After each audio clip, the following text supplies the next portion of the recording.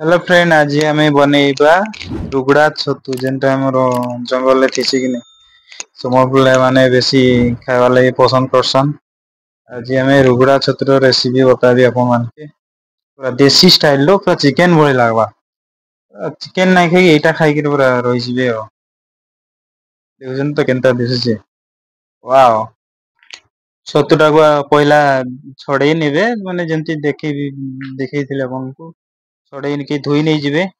Gas T कड़े बसे हल्का माने तरकारी जते लागवा तेल नहीं जिवे।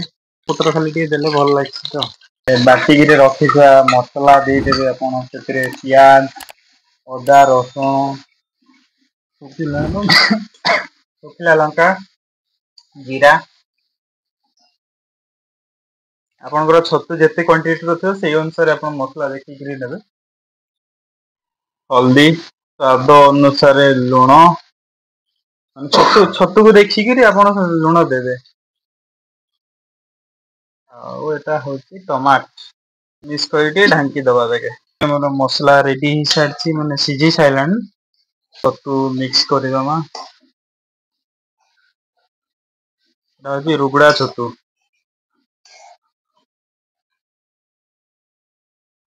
नेई छतु आपनको एरिया रे मिलुछि कि नै माने आपनको भाषा रे कोन कहंती से टी कमेंट रे बताबे आपण माने।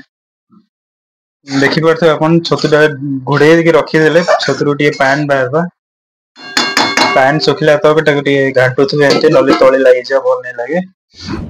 देखुन फ्रेंड फाइनली हमर रेडी hi सारछि रुगड़ा छतुर रेसिपी देखुन केमती ହେଇछि देखुन। मस्त हे जे पखाळ भात संगे खाइ दबो जी